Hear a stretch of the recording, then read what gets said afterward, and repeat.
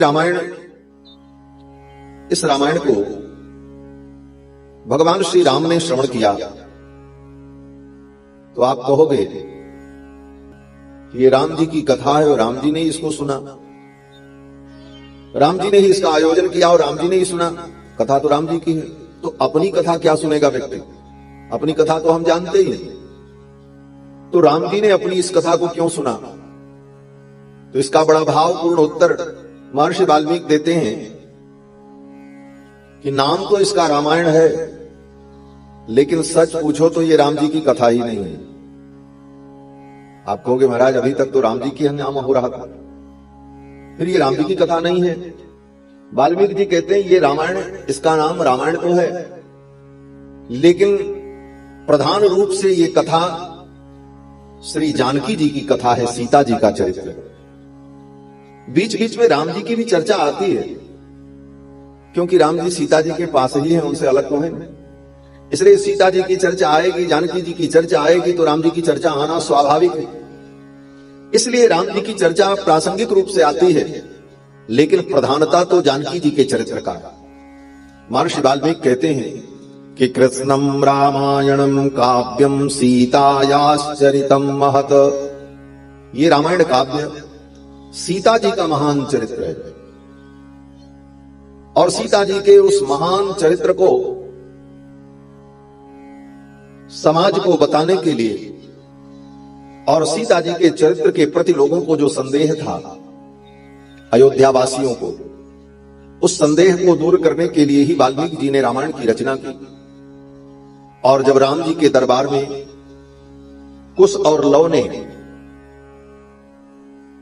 इस कथा को सुनाया, तो इस कथा को सुनकर, सीता जी के महान चरित्र को सुनकर अयोध्या वासियों के मन में जो संदेह था श्री जानकी जी के प्रति, वह संदेह दूर हो गया। और श्री जानकी जी के महान चरित्र को जानकर अयोध्यावासी प्रसन्न भी हुए और उनको अपने कृत्य पर पश्चाताप भी हुआ। ये ऐसी पवित्र नारियोत्तमा भगवती सीता पर हमने संदेह किया, यह बात लेकर उनको पश्चाताप भी हुआ। तो यह चरित्र, ये कथा श्री जानकी जी का महान चरित्र है। हमारे श्री रामानुज संप्रदाय के महान आचार्य श्री पराशर भट्टर स्वामी जी महाराज, जो कि कुरेश स्वामी जी के पुत्र हैं, कुरेश स्वामी जी रामानुजाचार्य जी के शिष्य और कुरेश स्वामी जी के पुत्र श्री पराशर भट्टर स्वामी जी। श्री पराशर भट्टर स्वामी जी महाराज अपने श्री गुणरत्न कोश नामक ग्रंथ में कहते हैं कि रामायणमपि पर प्राणिति त्वच्चरित्रे। हे भगवती, रामायणमपि परम प्राणिति त्वच्चरित्रे, ये रामायण भी आपके चरित्र से प्राणित है। इस रामायण में अगर प्राण है, जानकी जी का महान चरित्र इसमें जो गुंफित है, उसी कारण रामायण प्राणित होता है। अगर श्री जानकी जी का चरित्र न हो तो ये रामायण भी निष्प्राण हो जाए, और रामायण तो निष्प्राण हो ही जाए। अगर श्री जानकी जी न हो तो राम जी के अंदर भी चेतना नहीं रहेगी। हाँ? भगवान श्री राम की भी चेतना शक्ति कौन है? बोले भगवती श्री जी हैं। श्री वेदांत देशिक स्वामी जी महाराज जब चतुश्लोकी का व्याख्यान करते हैं, हमारे यहां श्री वैष्णव लोग बैठे, इसलिए श्री वैष्णव की परंपरा में जो अनुभव है उसका भी वर्णन होना चाहिए। जो यामुनाचार्य स्वामी जी की रचना है, कांतस्ते पुरुषोत्तम फणिपति शय्यासनं वाहनम्, इस चतुश्लोकी की व्याख्या श्री वेदांत देशिक स्वामी जी ने बड़े विस्तार से। और इस चतुश्लोकी की व्याख्या में जब प्रसंग आया तो वेदांत देशिक स्वामी जी महाराज कहते हैं, आनीतवातां स्वधया तदेकम्, वेद की श्रुति को उद्धृत करते हुए वेदांत देशिक स्वामी जी कहते हैं, आनीतवातां स्वधया तदेकम्, ये भगवती जो महालक्ष्मी है, श्री जी हैं, इन्हीं के कारण भगवान के अंदर श्वसन क्रिया होती। भगवान जो श्वास ले रहे हैं, उनके अंदर जो चेतनता है वह श्री जी के कारण है। अगर श्री जी न रहे तो भगवान भी निश्चेतन हो जाए। आनीतवातां स्वधया तदेकम्, उन भगवती स्वधा देवी के कारण ही भगवान आनीतवाता, उनकी श्वसन क्रिया चलती।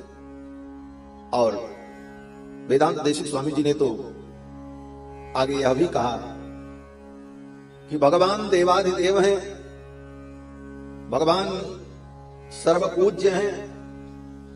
क्यों? बोले भगवती के कारण, श्री जी के कारण। श्रद्धया देवो देवत्वमश्नुते। इस स्तुति को उद्धृत करके वेदांत देशिक स्वामी जी कहते हैं कि श्रद्धया देवो देवत्वमश्नुते, श्री जी के कारण, लक्ष्मी जी के कारण ही भगवान में भगवत्ता है। अगर वो श्री के पति न हो तो फिर भगवान भी नहीं हो सकते। इसीलिए भगवान की एक महिमा यह भी है कि भगवान कौन, हमारे आचार्यों ने अनुभव किया कि भगवान हम किसे माने, परम तत्व कौन है, परम ब्रह्म कौन है। तो हमारे आचार्य कहते हैं जो लक्ष्मी का पति होगा, जो श्री का पति है, वही परम तत्व। कह श्री श्रिय परम सत्व समाश्रय कह पुंडरीक नयन पुरुषोत्तम। जो श्री का पति, जिसके अंदर श्रीपतित्व हो, वही परम तत्व है, वही भगवान। तो श्री जी का पावन चरित्र श्री रामायण, और इसका नाम वाल्मीकि जी ने रामायण इसलिए रखा कि ये राम जी का घर है, राम जी इसी में रहते हैं। रामस्य अयनम रामायण, ये राम जी का अयन है। अयन माने घर। अगर किसी को आप ढूंढने जाओ तो व्यक्ति कहां मिलेगा? बोले किसी को आप ढूंढने जाओ कि भाई उस व्यक्ति से मुझे मिलना है तो उसके घर ही तो जाना पड़ता है, अपने घर में ही कोई व्यक्ति मिलता है। तो राम जी को अगर ढूंढना है तो कहां जाएं, किस घर में राम जी मिलेंगे? तो कहते हैं ये रामायण जो है ना, रामस्य अयनम, राम जी का ये घर है, इसी में राम जी हैं। अब इसी में खोजो, इसी का स्वाध्याय, इसी का चिंतन, इसी में राम जी हैं। यही राम जी का घर है और इसी में राम जी का दर्शन होगा।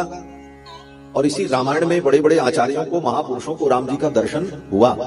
और आज भी किसी को राम जी का दर्शन होता है, राम जी का अनुभव होता है, राम जी की लीलाएं प्रकट रूप में दिखती हैं, अथवा राम जी का हम स्वरूप विराजमान करके राम जी का अनुभव करते हैं, तो रामायण के आधार पर माध्यम यही रामायण है। और ये रामायण 24,000 श्लोकों में निबद्ध है। 24,000 श्लोकों में महर्षि वाल्मीकि ने रामायण की रचना की। और उस समय वाल्मीकि जी ने इसकी रचना की जिस समय राम जी अयोध्या के सिंहासन पर विराजमान होकर प्रजा का पालन कर रहे थे। बाकी जितनी रामायण लिखी गई वो सब रामायण राम जी के लीला संवरण के हजारों वर्ष बाद लिखी गई। यहां तक कि वेदव्यास जी ने जो रामकथा लिखी, 18 पुराण के रचनाकार वेदव्यास जी ने जो रामकथा लिखी, महाभारत में रामकथा लिखी, सभी पुराणों में रामकथा लिखी है वेदव्यास जी ने थोड़ी थोड़ी। लेकिन वेदव्यास जी ने भी जो रामकथा लिखी है वो राम जी के अवतार के कई लाख वर्ष बाद लिखी। और बाकी जितनी रामायण विद्वानों ने लिखी वो सब रामायण राम जी के अवतार के लाखों वर्ष बाद लिखी गई। लेकिन ये रामायण वाल्मीकि जी की जो रचना है, इसको महर्षि वाल्मीकि ने उस समय लिखा जब भगवान अयोध्या के सिंहासन पर विराजमान थे। और उसी समय में लिख करके इसे तैयार किया और फिर राम जी ने इसको सुना पूरी रामायण। ऐसा ये महाकाव्य, और इसकी विशेषता कि ये विश्व का प्रथम महाकाव्य है। इसके पहले दुनिया में कोई काव्य था ही नहीं। इसके पहले केवल 4 वेद थे बस, ऋग्वेद, यजुर्वेद, सामवेद, अथर्ववेद। पुराणों की भी रचना नहीं हुई क्योंकि पुराणों की रचना तो द्वापर युग में हुई। केवल 4 वेद थे। और वेदों के बाद अगर कोई काव्य प्रकट हुआ, प्रथम काव्य, तो रामायण काव्य है। इसीलिए इसका नाम आदि काव्य है। आदि काव्य माने प्रथम काव्य। और इसकी रचना करने वाले कवि वाल्मीकि जी जो है वो आदि कवि हैं। उनको आदि कवि का सम्मान प्राप्त है। इसीलिए रामायण जी की जब आरती करते हैं तो हम लोग कहते हैं ना, व्यास आदि कवि वर्ज बखानी काग भुसुंड गरुण के ही की आरती श्री रामायण जी की। आदि कवि महर्षि वाल्मीकि, और उनकी ये रचना आदि काव्य, ये वेदों का अवतार है। चारों वेद ही वाल्मीकि महर्षि के द्वारा रामायण के रूप में प्रकट हुए। देखो, जैसे भगवान अवतार लेते हैं उसी तरह भगवान के धाम का भी अवतार होता है। भगवान जब अयोध्या में राम रूप में अवतार लेते हैं तो भगवान का जो धाम वैकुंठ है उसका भी अवतार होता है, और भगवान का वैकुंठ धाम ही अयोध्या के रूप में अवतार लेता है। पहले धाम आ जाए तब भगवान आएंगे, इसलिए पहले धाम का अवतार होता है, फिर धाम के निवास करने वाले प्रभु का अवतार होता है, भगवान का अवतार होता है। और इतना ही नहीं, जब भगवान अवतार लेते हैं तो भगवान के अवतार के पहले भगवान के धाम का अवतार और भगवान के जितने परिकर हैं उनका भी अवतार होता है। क्यों बोले लीला होगी तो कौन उनका सहयोग करेगा? बोले भगवान के परिकर भी अवतार लेते हैं, और उस परिकर में भगवान के जो सेवक हैं, भक्त हैं, वो तो रहते ही रहते हैं। इस लीला में जो भगवान के विरोधी राक्षसादि हैं वह भी भगवान के ही परिकर हैं, और वह भी भगवान की लीला के लिए अवतार लेते हैं। इसलिए रावण का भी अवतार ही होता। गोस्वामी तुलसीदास जी ने तो उत्तरकांड में, मूल रामायण में, रावण के जन्म को अवतार ही कहा कि रावण का भी अवतार होता है। क्यों बोले भगवान का अवतार होगा तो भगवान की लीला कैसे हो, इसलिए उनके परिकर भी अवतार लेंगे। तो रावण कुंभकर्ण का भी अवतार ही है। तो भगवान का अवतार, भगवान के धाम का अवतार और भगवान के परिकरों का अवतार, इसी प्रकार भगवान की लीला का वर्णन करने वाले का भी अवतार होता है। चारों वेद भगवान की लीला का वर्णन करते हैं तो चारों वेद भी अवतार लेते हैं। किस रूप में? बोले रामायण रूप में, भगवान का गुणगान करने के लिए। क्यों बोले भगवान का अवतार हुआ तो भगवान का गुणगान करने के लिए वेदों का भी अवतार होगा। तो चारों वेद ही रामायण के रूप में अवतरित होंगे। वेद वेद्ये परे पुंसी जाते दशरथात्मजे वेद प्राचेद सादासीत साक्षात् रामायणात्मना।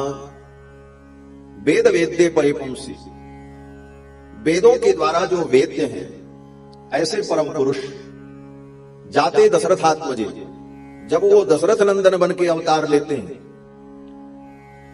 तो वेद भी वेद प्राचेद सादासीत साक्षात् रामायणात्मना, चारों वेद भी महर्षि वाल्मीकि के द्वारा रामायण के रूप में अवतार लेते हैं। तो ये रामायण चारों वेदों का संयुक्त अवतार है। ऋग्वेद, यजुर्वेद, सामवेद, अथर्ववेद, चारों वेदों ने संयुक्त रूप से रामायण के रूप में अवतार डाला। चारों वेद को पढ़ने और सुनने का जो फल है वही फल रामायण के पढ़ने और सुनने का। अगर व्यक्ति रामायण को श्रवण करे और रामायण का पारायण करे तो वेद पढ़ने और वेद सुनने का जो फल है वही प्राप्त होता है। लेकिन थोड़ा अंतर है। क्या अंतर है? बोले वेद को साक्षात सभी लोग नहीं पढ़ सकते। वेद की बड़ी महिमा है, चारों वेदों की बड़ी महिमा है। चारों वेद भगवान के ही स्वरूप हैं। श्रीमद् भागवत जी में तो अजामिल के प्रसंग में कहा कि वेदो नारायण साक्षात स्वयंभूरिति सुश्रुमः। यमराज के पार्षदों ने कहा चारों वेद भगवान नारायण ही।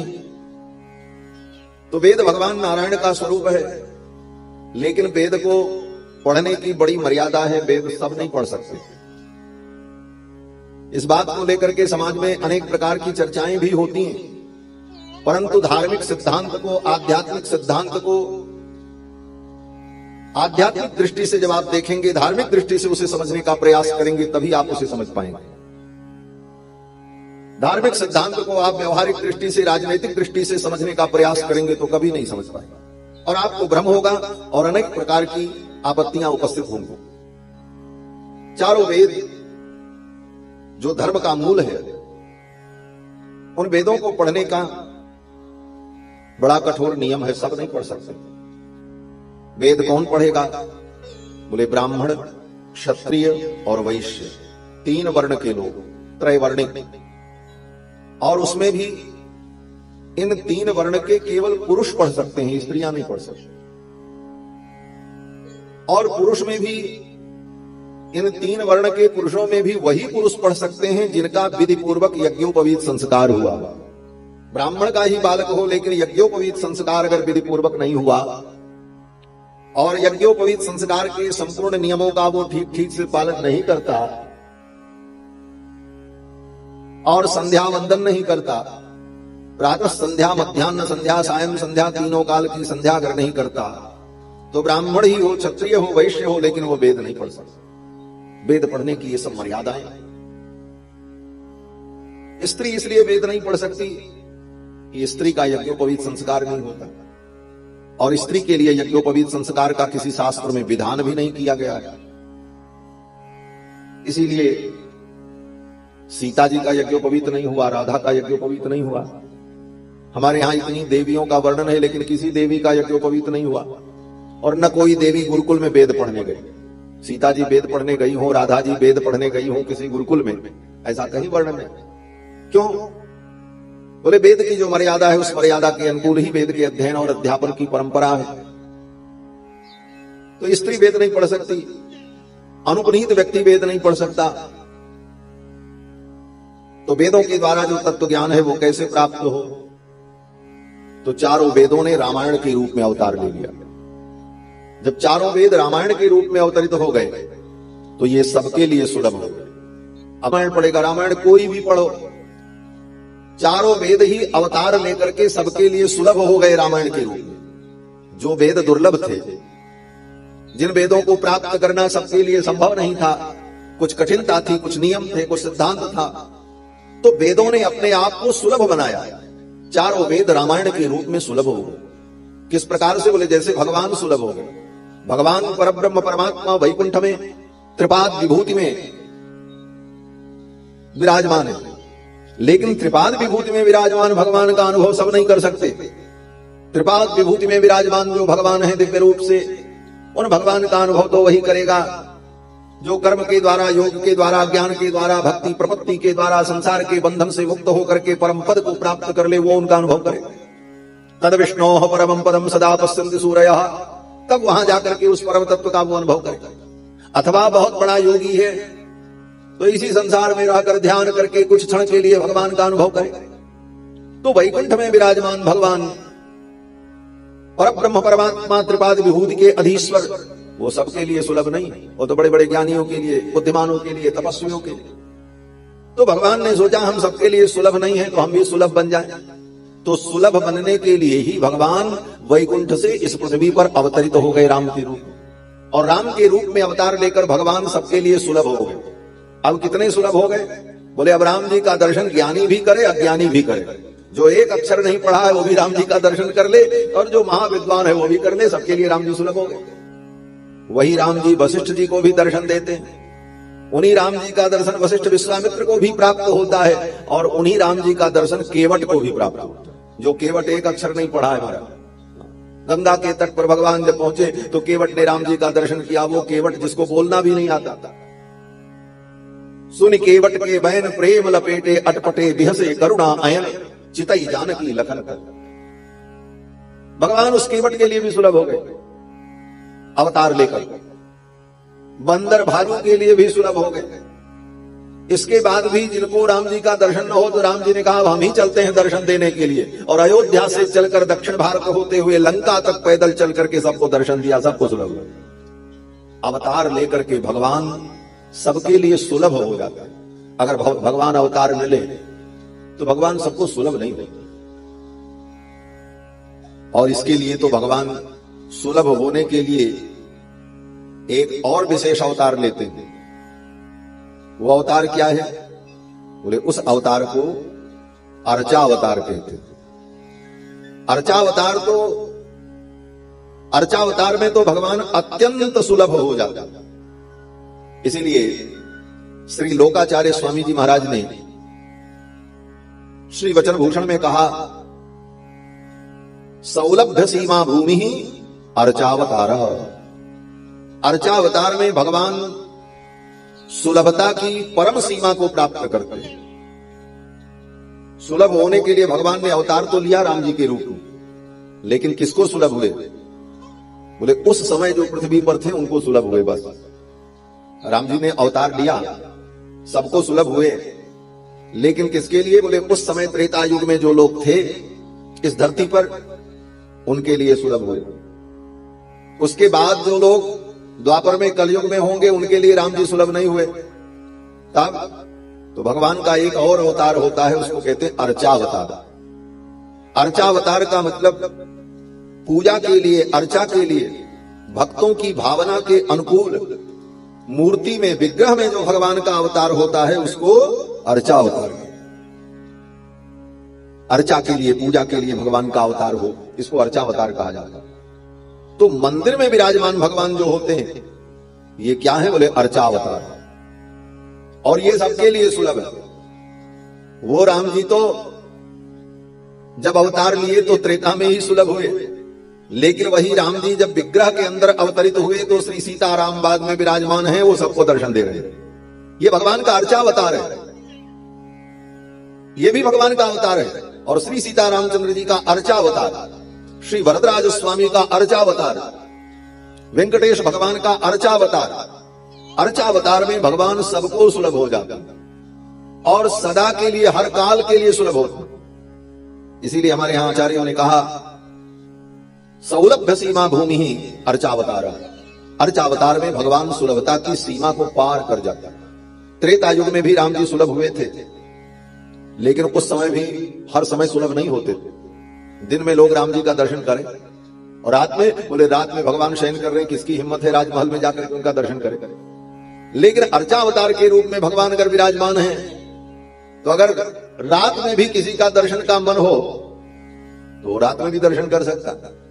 और अर्चावतार में तो भगवान अपने भक्त के अधीन होते हैं। रात के 12 बजे भगवान का दर्शन करना चाहे तो 12 बजे भी उसको दर्शन दे देते हैं भगवान। सवेरे सवेरे दर्शन करना चाहे सुबह दर्शन दे देते हैं। जब भक्त भगवान को भोग लगाना चाहे तब भगवान भोग लगा लेते हैं। जब भक्त चाहे हमारी आरती, हम भगवान की आरती करें तो भगवान अपनी आरती उतरवा लेते हैं। सब रूप से भगवान सुलभ हो जाते हैं अर्चावतार में। तो अर्चावतार में भगवान की जो सुलभता है वो सुलभता की पराकाष्ठा है। इसीलिए आचार्यों ने कहा सौलभ्य सीमा भूमि ही अर्चावतार। तो भगवान के अवतार का यही प्रयोजन होता है कि भगवान सबके लिए सुलभ हो। तो रामायण के रूप में चारों वेद भी अवतार लेते हैं इसीलिए कि हम सबके लिए सुलभ हो जाए। चारों वेद सबके लिए सुलभ नहीं थे, तो वेदों ने भी अवतार लिया। किस रूप में? बोले रामायण के। और रामायण के रूप में अवतार लेकर के चारों वेद सबके लिए सुलभ हो गए। अब सब लोग पढ़ो, कोई भी पढ़े, बच्चा पढ़े, बूढ़ा पढ़े, स्त्री पढ़े, पुरुष पढ़े, ब्राह्मण, क्षत्रिय, वैश्य, शूद्र पढ़े, कोई भी रामायण पढ़े, सबके लिए रामायण सुलभ हो गए। चारों वेद रामायण के रूप में सबके लिए सुलभ हो गए और सबका कल्याण। इसीलिए वाल्मीकि जी कहते हैं कि पठन द्विजो वाग वृषभत्वमीयात् स्यात् क्षत्रियो भूमिपतित्वमीयात् वणिज्जनः पण्यफलत्वमीयात् जनश्च शूद्रोऽपि महत्वमीयात्। वाल्मीकि जी कहते हैं कि पठन द्विजो वाग वृषभत्वमीयात्, ये रामायण को पढ़ने का, सुनने का जो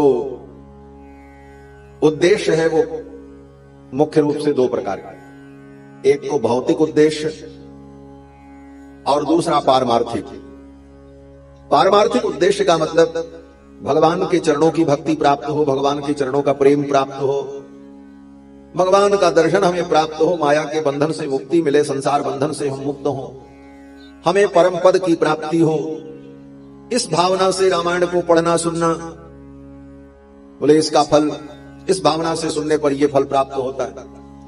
और सबके लिए, कोई भी व्यक्ति इस भावना से रामायण को पढ़े कि हमें भगवान की भक्ति मिले, भगवान का दर्शन हो, माया के बंधन से हम मुक्त हो, हमारे पापों का नाश हो, हम पवित्र हो, इन भावनाओं से रामायण का श्रवण और स्वाध्याय करने पर ये सब भावनाएं पूर्ण होती हैं और सबकी होती हैं, चाहे वो पुरुष हो, स्त्री हो, ब्राह्मण हो, क्षत्रिय हो, वैश्य हो, शूद्र। लेकिन इसके अतिरिक्त अगर भौतिक कामना है कि हमें विद्या प्राप्त हो, हमें धन प्राप्त हो, हमें संसार में यश और कीर्ति की प्राप्ति हो, हमारे कारोबार, व्यवसाय, व्यापार की वृद्धि हो, हमारे राज्य की वृद्धि हो, इन कामनाओं से भी अगर व्यक्ति रामायण का स्वाध्याय अध्ययन करता है, श्रवण करता है, तो उनकी यह कामनाएं भी रामायण के द्वारा पूर्ण होती है। महर्षि वाल्मीकि कहते हैं कि पठन द्विजो वाग वृषभत्वमीयात्, अगर ब्राह्मण इसे पढ़े तो ब्राह्मण वाग वृषभ हो जाता है। वाग वृषभ का मतलब उसकी वाणी में सरस्वती का निवास होता है, उसे विद्या प्राप्त होती है, क्योंकि ब्राह्मण का धन तो विद्या ही है। ब्राह्मण का धन ज्ञान ही, तो रामायण के पढ़ने से उस ब्राह्मण को ज्ञान विज्ञान और वैदुष्य की प्राप्ति होती है। और स्यात् क्षत्रियो भूमिपतित्वमीयात्, क्षत्रिय अगर इसे पढ़े स्वाध्याय करे तो भूमिपति होता है, राजा होता है, उसकी राज्य की वृद्धि होती है। वणिक जनः पण्य फलत्वमीयात्, वणिक व्यापारी गण, वैश्य वर्ग अगर रामायण का स्वाध्याय करे, इस कथा को श्रवण करे, पढ़े, तो उसका व्यापार कारोबार वृद्धि को प्राप्त करता है। और चतुर्थ वर्ण के लोग अगर रामायण को पढ़ें, इसका स्वाध्याय करें, श्रवण करें, तो उनको समाज में यश कीर्ति और सुख समृद्धि की प्राप्ति होती है। जनश्च शूद्रोपि महत्वमीया, तो रामायण के रूप में चारों वेद सबके लिए सुलभ हो, ऐसा ये दिव्य काव्य चारों वेदों का अवतार है। और देखो कितनी अद्भुत बात है, भगवान तो एक है, भगवान दो नहीं होते, भगवान सदा एक है। एकम सद्विप्रा बहुधा वदन्ति, भगवान एक है, उनके रूप अनेक हैं, भगवान तो एक ही है। लेकिन वो एक भगवान एकमेवाद्वितीयम, जिसको वेदों ने कहा एकमेवाद्वितीयम, भगवान एक है और अद्वितीय है, उनके जैसा कोई। और वो एक भगवान त्रेता युग में चार रूपों में प्रकट हुए, राम लक्ष्मण भरत शत्रुघ्न के। एक ही भगवान चार रूपों में प्रकट हुए अयोध्या में। धन्य है अयोध्यापुरी, जहां एक ही समय में चार चार रूपों में भगवान का अवतार हुआ। कृत्वात्मानं चतुर्विधम पितरम रोचयामास तदा दशरथम नृपम, पिताजी को, दशरथ जी को पिता बनाकर भगवान परम पिता परमात्मा चार रूपों में प्रकट हुए, राम लक्ष्मण भरत शत्रुघ्न। तो एक भगवान चार रूपों में जब अवतार लेते हैं, तो चारों वेदों ने सोचा कि हम तो पहले से चार हैं, ऋग्वेद यजुर्वेद सामवेद अथर्ववेद, वेद पहले से ही चार थे। तो वेदों ने विचार किया कि जब एक भगवान चार रूप में प्रकट हो गए, तो हम चारों वेद मिलकर के एक रूप में प्रकट हो जाएं, तो चारों वेद ही संयुक्त रूप से रामायण के रूप में प्रकट हो। ये रामायण चारों वेदों का संयुक्त अवतार है। वेद प्राचेत सादासीत साक्षात रामायणात्मा। भगवान ने अवतार लेने के लिए दशरथ जी को चुना कि किसके माध्यम से हम अवतार लें। अब भगवान अवतार लेंगे तो किसी के बेटा बेटी ही तो बनकर के प्रकट होंगे, आकाश से टपकेंगे तो नहीं कि टप से आए प्रकट होंगे, किसी के बेटा बेटी बनकर के प्रकट होंगे। तो भगवान ने अवतार लेने के लिए दशरथ जी को चुना, उनको दशरथ जी पसंद आए। हाँ, वाल्मीकि जी कहते हैं पितरम रोचयामास, पितरम रोचयामास तदा दशरथम नृपम, राजा दशरथ ही पसंद आए राम जी को, भगवान को, कि हम इन्हीं के बेटा बने, इन्हीं के माध्यम से हम अवतार लें। दशरथ जी ही क्यों पसंद आए? बोले दशरथ जी इसलिए पसंद आए कि दशरथ जी का कुल जो है ये परम भागवतों का कुल है। परम भागवतों का कुल इसलिए है कि इक्ष्वाकु मनु से लेकर श्री दशरथ जी के काल पर्यंत इस कुल में भगवान रंगनाथ की पूजा और अर्चना होती चली आई। श्री रंगनाथ भगवान जो भगवान के प्रथम विग्रह है, अर्चा विग्रह, जिनकी उपासना इस कुल में लाखों वर्षों से होती चली आई, ऐसा जो वैष्णव कुल परम भागवत कुल था, ऐसे कुल में अवतार लेने की भगवान ने रुचि प्रकट की। उस समय भी बड़े बड़े धर्मात्मा राजा इस पृथ्वी पर थे, ऐसा नहीं था कि उस समय धर्मात्मा राजा नहीं थे। श्री दशरथ जी के अतिरिक्त भी और अनेक धर्मात्मा राजा थे, लेकिन भगवान ने दशरथ जी को ही इसलिए चुना कि दशरथ जी का कुल परम भागवतों का कुल, वैष्णव कुल, जिस कुल में रंगनाथ भगवान की लाखों वर्षों से पीढ़ियों से आराधना होती चली आई, ऐसे दशरथ जी को अपना पिता चुना और उनके माध्यम से भगवान अवतार लेते हैं। तो चारों वेदों ने सोचा कि अब हम किसको माध्यम बनाएं। तब चारों वेदों ने सोचा महर्षि वाल्मीकि के माध्यम से मैं अवतार ग्रहण करूं। और श्री वाल्मीकि जी कौन है? बोले प्रचेता के पुत्र हैं, इनका नाम प्राचेतस है और ये भृगु के कुल में उत्पन्न है और ब्रह्मा जी के अवतार हैं। ब्रह्मा जी ही वाल्मीकि के रूप में अवतरित हुए। ब्रह्मा जी ही वाल्मीकि के रूप में अवतरित हैं और इन्हीं के द्वारा रामायण का प्राकट्य होगा, क्योंकि ब्रह्मा जी ही तो चारों वेदों को अपने चारों मुख से प्रकट करते हैं।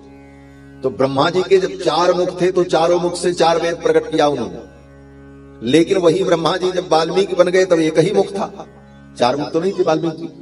जब एक ही मुख था तो एक ही मुख से वाल्मीकि जी के द्वारा चारों वेद एक रूप से रामायण रूप से प्रकट हुआ। वेद प्राचेतसादासीत् साक्षात् रामायणात्मना। और ये वाल्मीकि जी, इनका नाम आदि कवि है और ब्रह्मा जी का भी एक नाम आदि कवि है। ब्रह्मा जी के ही अवतार है, इसलिए भी इनका नाम आदि कवि है वाल्मीकि जी का। ब्रह्मा जी का नाम आदि कवि कहां पर कहा गया? बोले भागवत के प्रारंभ में, श्रीमद् भागवत महापुराण के प्रथम श्लोक में ही ब्रह्मा जी का नाम क्या है? बोले आदि कवि। जन्माद्यस्य यतोन्वयादितरतश्चार्थे स्वविज्ञस्वराट् तेने ब्रह्म हृदय आदि कवये मुह्यन्ति यत्सूरया। आदि कवि ब्रह्मा, और वही ब्रह्मा जी वाल्मीकि के रूप में प्रकट हुए तो ये भी आदि कवि हैं। तो ब्रह्मा जी के अवतार वाल्मीकि जी को चारों वेदों ने चुना कि इनके माध्यम से मैं अवतरित हो जाऊं, और चारों वेद वाल्मीकि जी के द्वारा प्रकट होते। अब वाल्मीकि जी के विषय में थोड़ी बात कहते हैं, तब आगे चलते हैं। वाल्मीकि जी के विषय में आजकल अनेक प्रकार का भ्रम समाज में फैला हुआ कि वाल्मीकि जी चोर थे, डाकू थे, ऐसे थे वैसे थे, बाद में वो सुधर गए तो अच्छे हो गए। अब ये विषय बड़ा गंभीर विषय है। महर्षि वाल्मीकि के विषय में अनेक कथाएं पुराणों में हैं और अनेक प्रकार से, लेकिन जिन वाल्मीकि जी का हम चिंतन कर रहे हैं, जिन्होंने रामायण की रचना की, ये वाल्मीकि महर्षि प्रचेता के पुत्र हैं, आदि कवि वाल्मीकि। और ये स्वयं कहते हैं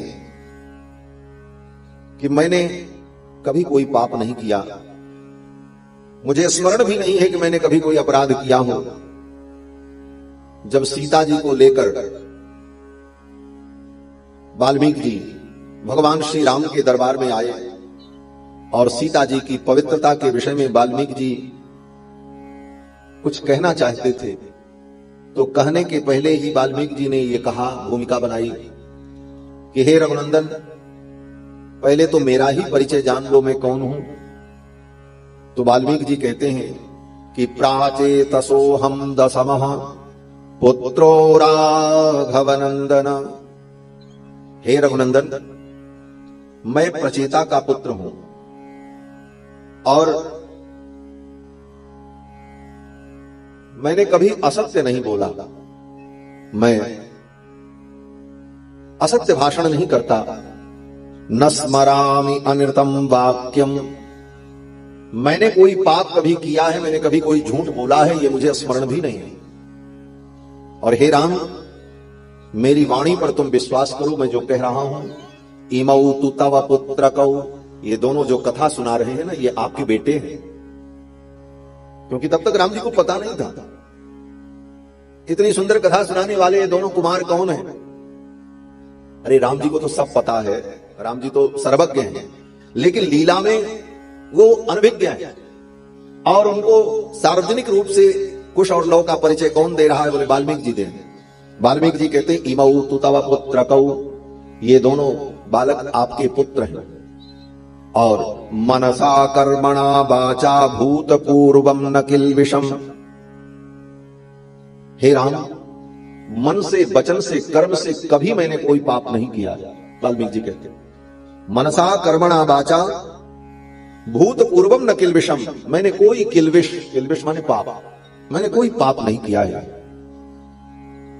और मैं कहता हूं राम, ये दोनों आपके पुत्र हैं और सीता जो है ये परम पवित्र है। और अगर मेरी वाणी कहीं झूठी हो तो हे राम मुझे वो पाप लग जाए जो पाप मैंने कभी किया ही नहीं।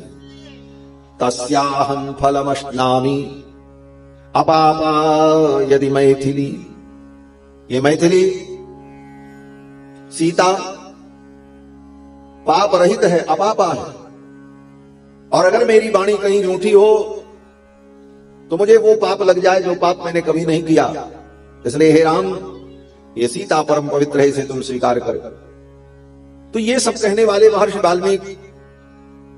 वाल्मीकि जी कहते हैं हमको कभी स्मरण भी नहीं है कि हमने कोई पाप किया हो और मैंने कभी झूठ बोला हो। तो ऐसे वाल्मीकि जी को, रामायण के रचनाकार वाल्मीकि जी को चोर डाकू कहना ये उचित नहीं। ये परम तपस्वी प्रचेता के पुत्र प्राचेतस और भगवान के परम भक्त हैं।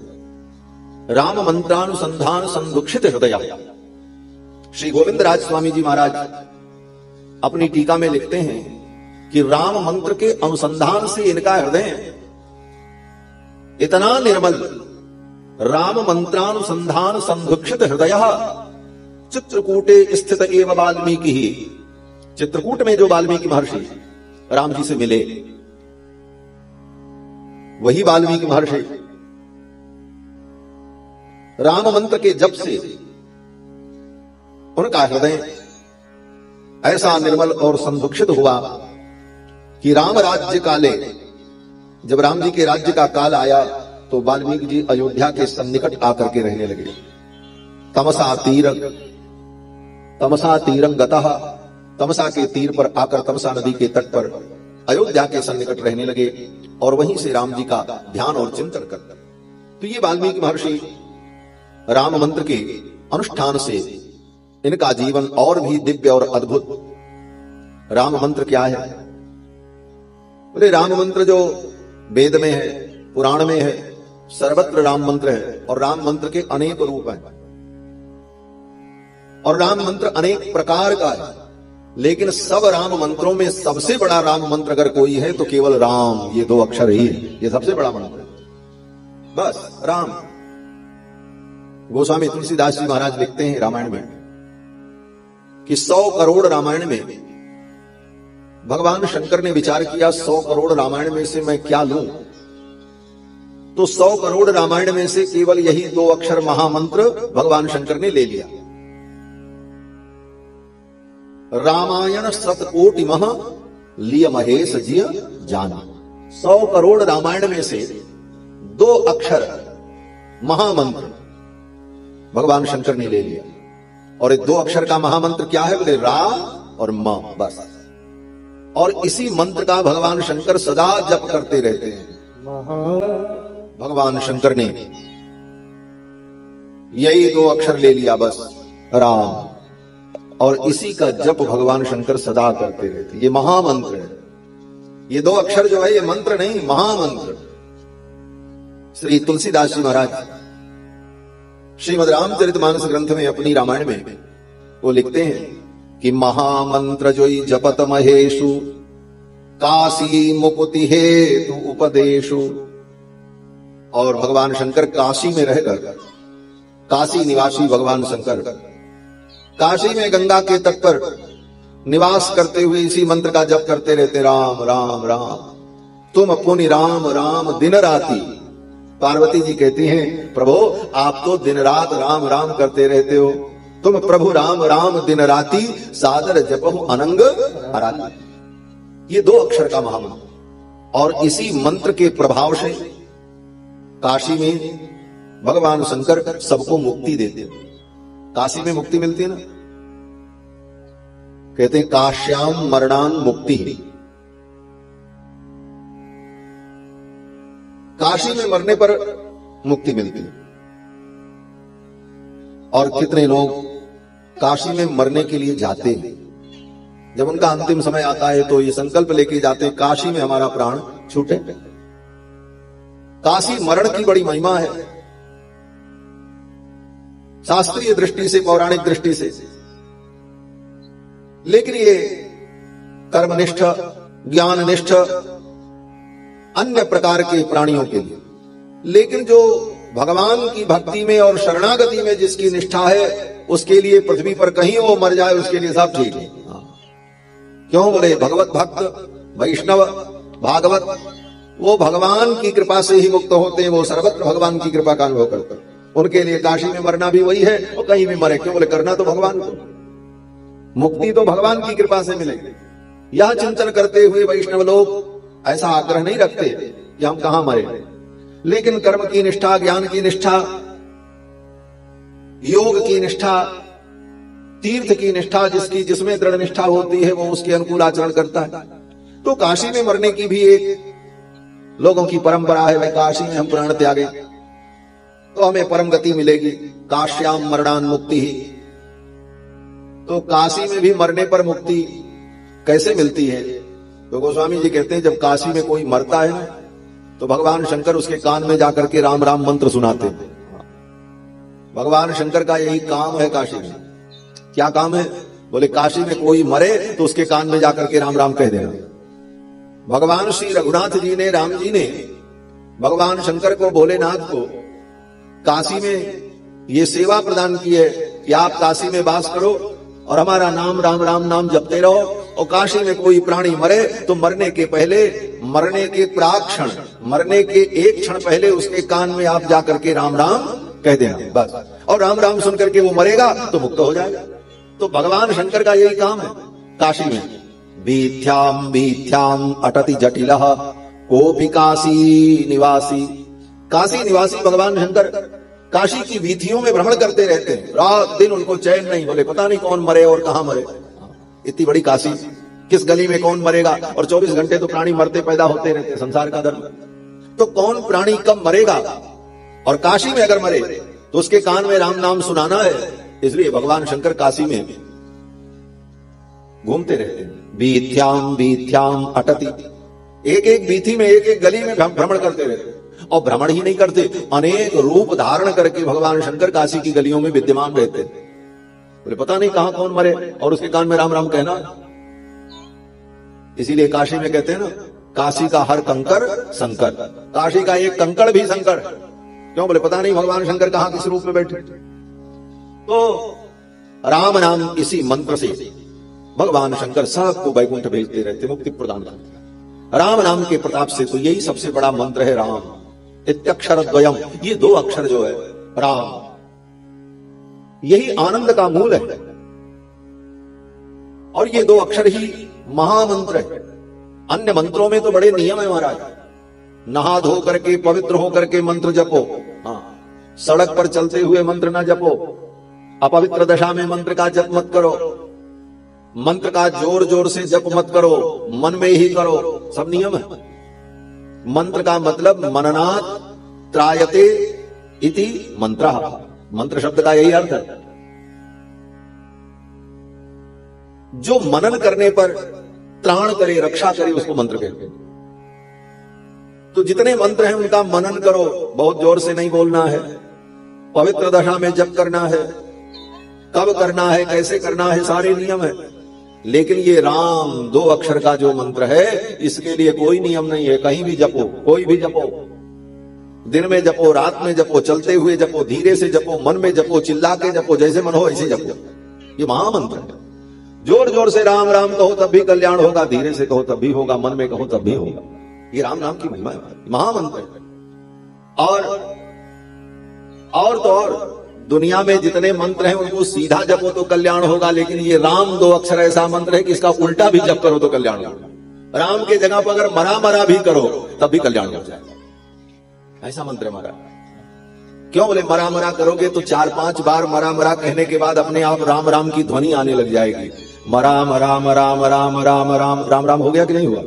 मरा मरा कहते कहते राम राम आने लगेगा और ध्वनि राम की ही प्रकट होगी। तो ये महामंत्र राम नाम उल्टा जप करने पर भी कल्याण कर देता है महाराज। बाकी तो दुनिया में जितने मंत्र हैं अगर उल्टा करो तो फल भी उल्टा हो जाए। लेकिन ये राम नाम का मंत्र क्या है? बोले ये मंत्र समस्त धर्म का बीज है। बीजम धर्म द्रुमस्य प्रभवतु भवताम भूतये राम नाम। बीजम धर्म द्रुमस्य, धर्म रूपी द्रुम माने वृक्ष, धर्म रूपी एक वृक्ष है, कल्पना करो। धर्म एक वृक्ष है और वृक्ष की अनेक शाखाएं हैं, फिर उन शाखाओं की उप शाखाएं हैं, फिर उसमें अनेक पत्ते हैं, किसलय हैं, और फिर उसमें फूल है और फल है। ये धर्म का एक वृक्ष है विशाल।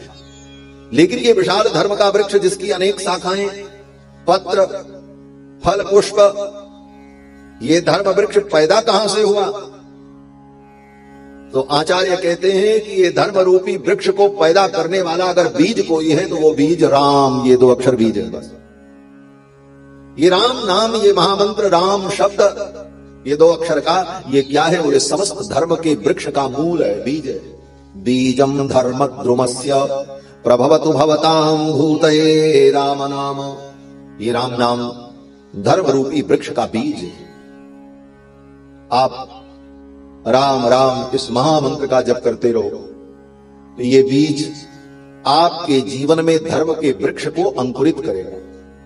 ये बीज अंकुरित होगा और धर्म का वृक्ष प्रकट होगा, फिर वो वृक्ष बढ़ेगा, उसकी शाखाएं प्रकट होंगी, उसमें फल और फूल लगेगा और उस वृक्ष की छाया के नीचे आपको शीतलता का अनुभव होगा और आपका जीवन कल्याणमय हो जाएगा। तो ये राम नाम सारे धर्म का बीज है और ये राम जी ही साक्षात धर्म है। धर्म कौन है? बोले क्रिया रूप धर्म तो हम देखते हैं, दान करना, यज्ञ करना, स्वाहा स्वाहा करना, ये धर्म की जो क्रिया है इसका साक्षात रूप अगर कोई है तो वो राम जी। रामो विग्रहवान धर्मः, राम साक्षात धर्म के विग्रह है। धर्म ही मूर्तिमान होकर के राम जी के रूप में विद्यमान और संपूर्ण धर्म रूपी वृक्ष का मूल बीज ये राम 2 अक्षर है, ये महामंत्र है।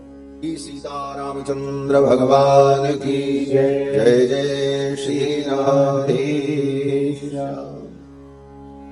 भगवान श्री राम के नाम की, उनके गुण की, उनकी लीला की, उनके स्वरूप की अपूर्व महिमा है। ये रामायण, इस कथा को सर्वप्रथम देवर्षि नारद ने वाल्मीकि जी को सुनाया।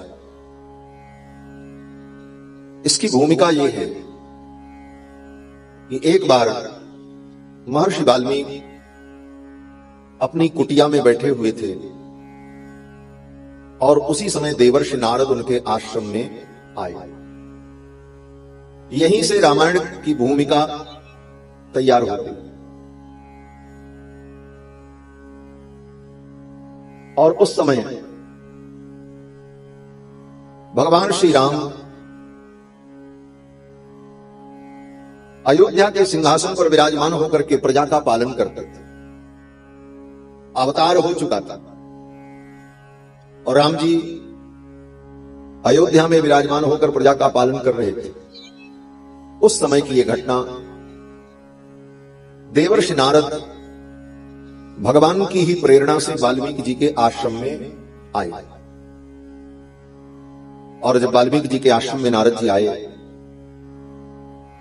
तो नारद जी को देखकर वाल्मीकि जी ने उन्हें प्रणाम किया, उनका पूजन किया और उनको उचित आसन दिया। तपस्वाध्याय निरतम तपस्वी वाग्विदांबरम नारदम परिपप्रच्छ वाल्मीकिर्मुनिपुंगवम। ये